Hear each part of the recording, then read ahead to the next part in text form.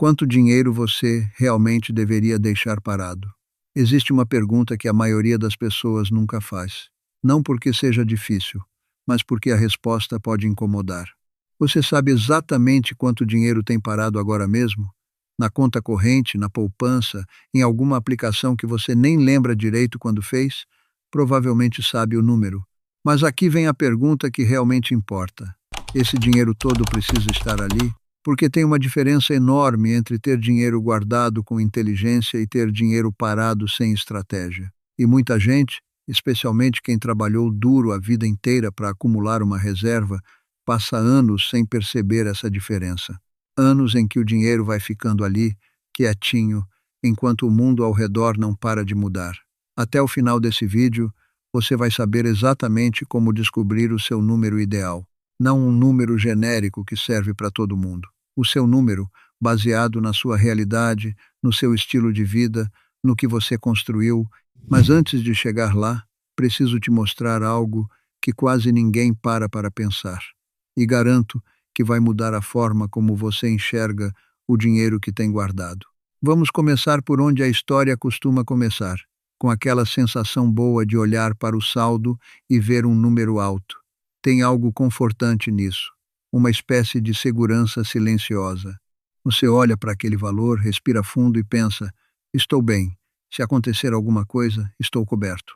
E não tem nada de errado nesse sentimento. Ter reserva é sinal de responsabilidade. É fruto de disciplina, de escolhas difíceis que outras pessoas não fizeram. O problema não é ter dinheiro guardado. O problema é quando o conforto de ver aquele número vira uma trava.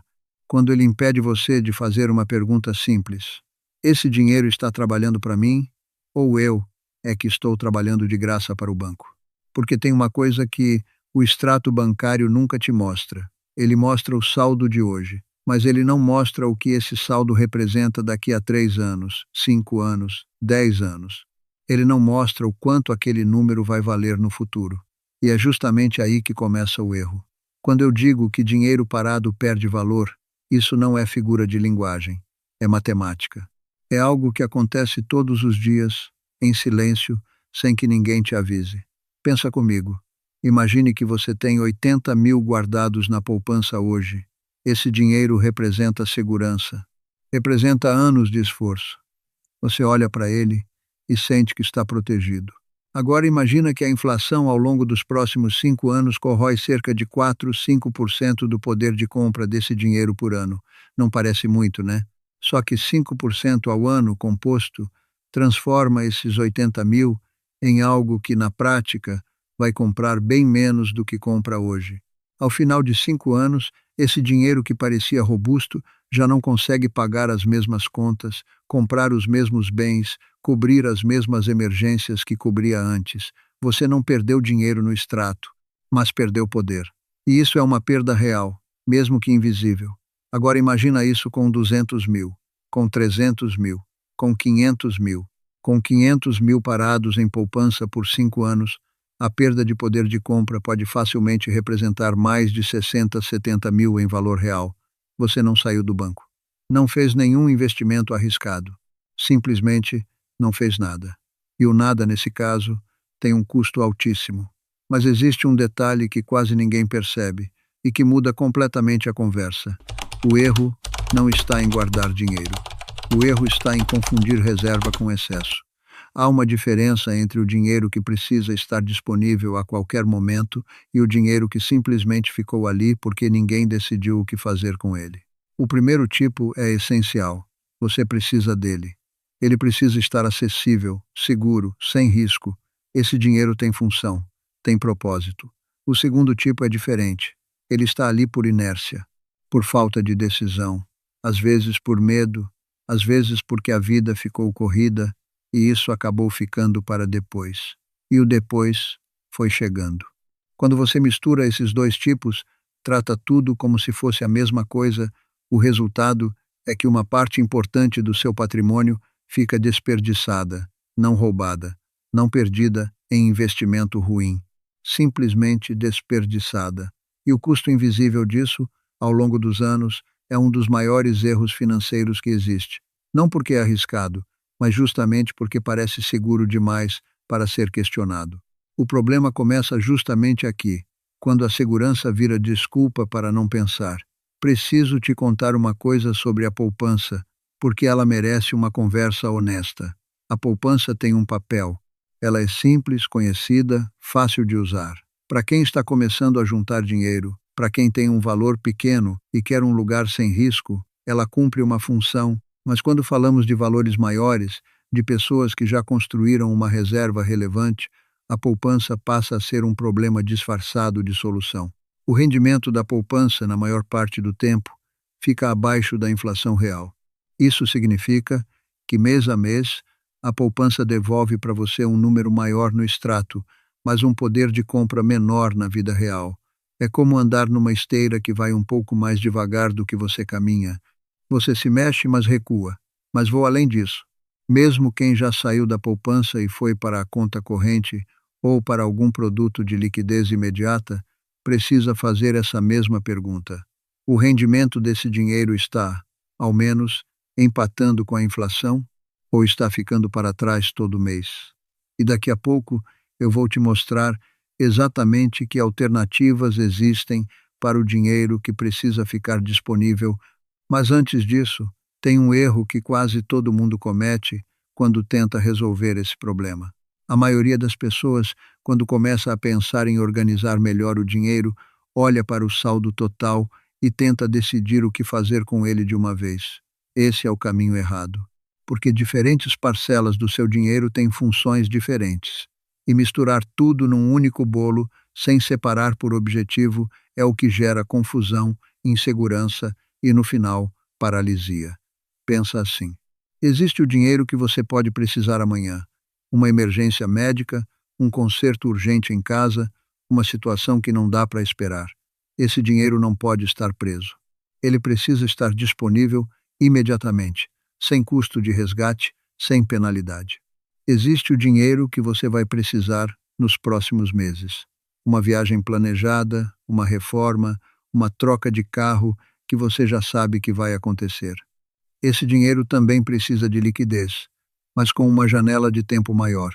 Não precisa estar na conta corrente, mas precisa poder ser acessado em poucos dias. E existe o dinheiro que não tem destino imediato.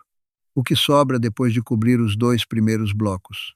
Esse é o dinheiro que tem mais margem para trabalhar com mais inteligência, mesmo que ainda dentro de produtos conservadores e seguros.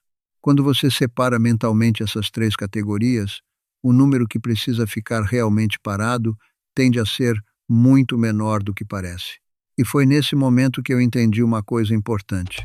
A maioria das pessoas tem muito mais dinheiro na categoria 1 do que precisaria. E quase nada nas categorias 2 e 3, simplesmente porque nunca pensaram nessa divisão. Então vamos falar sobre o número que realmente importa, sua reserva de emergência. Esse conceito existe para um motivo muito específico. Não é para te fazer sentir rico. Não é para você olhar e se sentir bem.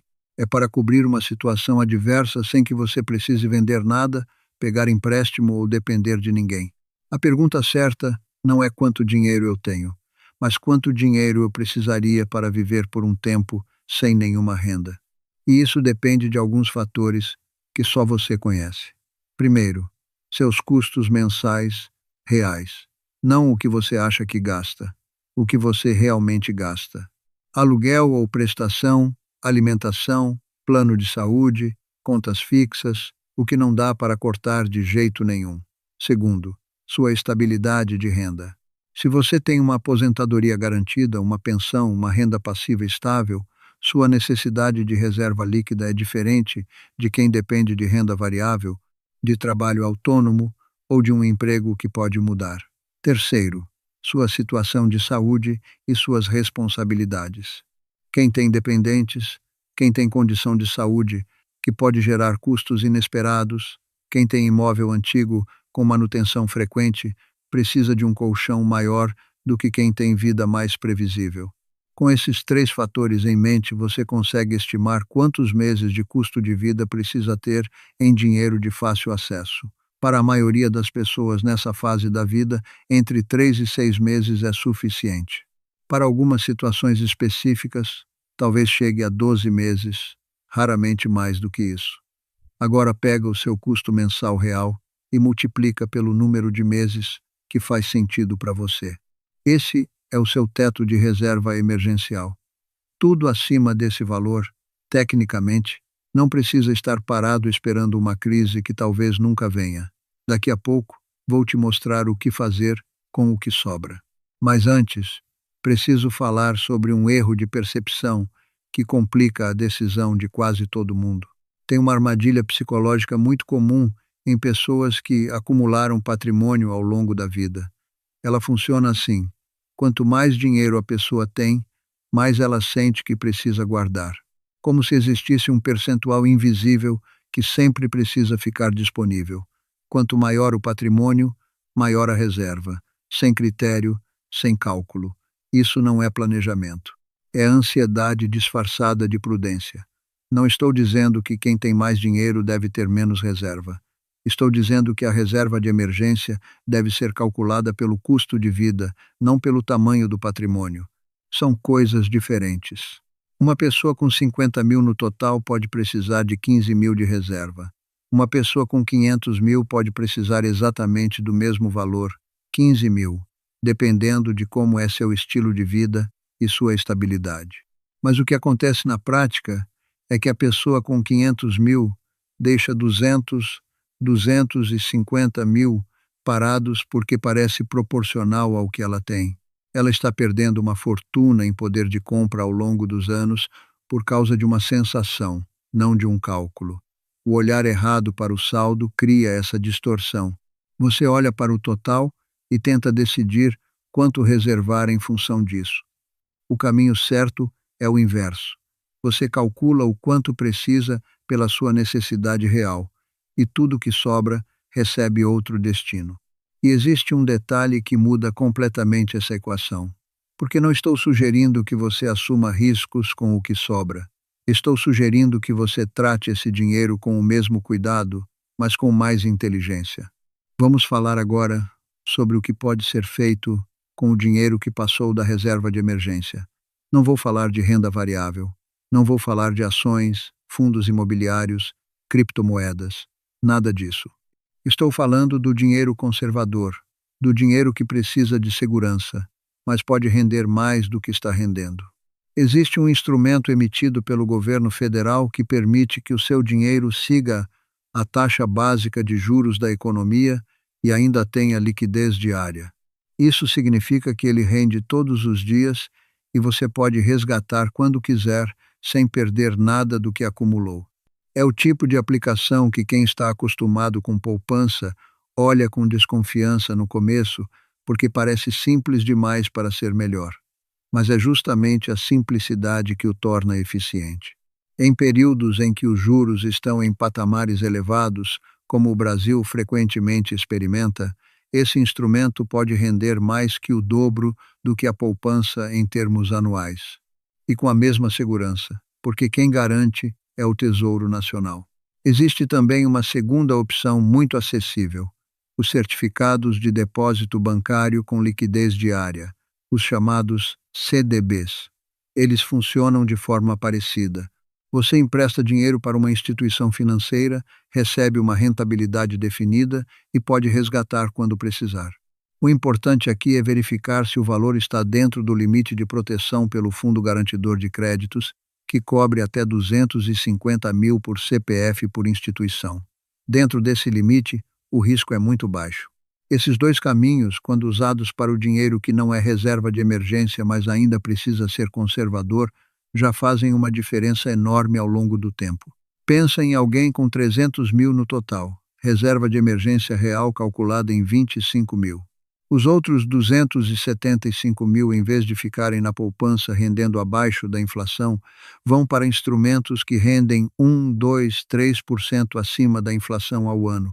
Em 5 anos, a diferença pode ser de 40, 50 mil ou mais em valor real. Não por milagre, não por sorte, só por uma decisão de organização. Agora quero falar sobre diversificação, mas de um jeito diferente do que você provavelmente já ouviu. Quando as pessoas falam de diversificação, Geralmente estão falando de colocar dinheiro em vários tipos de investimento, misturar renda fixa com ações, equilibrar riscos, mas existe um conceito de diversificação mais simples e mais urgente para quem está nessa fase da vida. Diversificar por objetivo e por prazo. Você não precisa colocar tudo em renda variável para diversificar. Pode manter tudo em renda fixa e ainda assim diversificar muito bem, desde que o dinheiro de curto prazo, médio prazo e longo prazo esteja em instrumentos adequados para cada horizonte. Dinheiro que você não vai tocar tão cedo pode ir para um CDB que rende mais, mas tem carência de 1 ou 2 anos. Pode ir para o tesouro com prazo mais longo, que costuma ter rentabilidade real acima da inflação. Pode ir para opções que dão um retorno melhor em troca de você abrir mão de um pouco de liquidez imediata. O ponto principal é que, dentro do universo conservador e seguro, existe muito mais variedade do que a maioria das pessoas explora. E a maior parte das pessoas fica restrita à poupança não porque não existem opções, mas porque nunca parou para procurar. Existem 4 conceitos que fazem toda a diferença para qualquer decisão financeira que você for tomar: liquidez, segurança, rentabilidade e diversificação. Cada produto tem uma combinação diferente desses 4. A poupança tem altíssima liquidez, altíssima segurança, mas liquidez muito baixa em termos reais, porque o rendimento não preserva o poder de compra. O que você quer para o seu dinheiro é a combinação adequada para cada momento. Não existe produto perfeito para todos. Existe produto adequado para cada objetivo. Quero te dar um exercício prático agora. Não é complicado. Não precisa de planilha sofisticada. Você pode fazer isso hoje mesmo, com papel e caneta. Escreve o total que você tem guardado, todo o dinheiro que você considera sua reserva, tudo que está em conta corrente, poupança, aplicações. Agora calcula seu custo mensal real. Some as contas fixas, a alimentação, o plano de saúde, tudo que você precisa pagar, independentemente do que aconteça. Se você tem alguma renda passiva ou recorrente, como aposentadoria ou aluguel, subtrai isso do total de gastos, porque você não precisa cobrir a parte que já está coberta. O número que sobrar, multiplica por 6. Isso te dá uma estimativa do que você precisa ter em reserva de fácil acesso. Pode ajustar para mais ou para menos, dependendo da sua situação, da sua saúde, dos seus dependentes. Agora compare esse número com o total que você tem guardado. Se o seu total está muito acima desse número de reserva, você tem dinheiro que não precisa estar parado. Dinheiro que está perdendo poder de compra todo mês, sem nenhuma necessidade. Se o seu total está abaixo ou muito próximo do número de reserva, você está bem posicionado em termos de liquidez. E talvez o próximo passo seja pensar em como construir uma segunda camada, um fundo de médio prazo para objetivos específicos. Esse exercício não vai te dar a resposta definitiva, mas vai te mostrar onde está o espaço de desperdício. E às vezes, só de ver esse espaço no papel, a decisão fica mais fácil. Tem uma última coisa que quero falar antes de concluir, e ela talvez seja a mais importante de tudo. Organização financeira não é sobre ter mais dinheiro. É sobre fazer o dinheiro que você já tem trabalhar melhor para você. Muita gente que vê esse tipo de conteúdo vai embora com a sensação de que precisa fazer alguma coisa complicada, que precisa virar investidor sofisticado, aprender sobre bolsa, se arriscar para ter resultado. Não precisa. Absolutamente não precisa. O que eu estou descrevendo nesse vídeo inteiro é o seguinte: calcule o quanto você realmente precisa de liquidez imediata, mantenha esse valor em instrumento seguro e acessível e cuide do resto com a mesma seriedade e conservadorismo, mas com produtos que pelo menos empate com a inflação. É isso. Não tem segredo. Não tem risco oculto. Não tem pegadinha. O que existe é o hábito de não questionar, de aceitar o conforto do saldo alto, sem perguntar se aquele saldo está trabalhando por você ou contra você. E essa pergunta, depois de tudo que você ouviu aqui, já está instalada. Você não vai conseguir olhar para o extrato da mesma forma. Pensa em alguém que trabalhou 30 anos, economizou com disciplina, nunca gastou à toa, Chegou numa fase da vida com 400 mil guardados, um patrimônio construído com sacrifício real. Esse dinheiro, na poupança durante 10 anos, pode perder, em poder de compra real, o equivalente a 60, 80 mil ou mais, dependendo do comportamento da inflação nesse período. Agora imagine o contrário.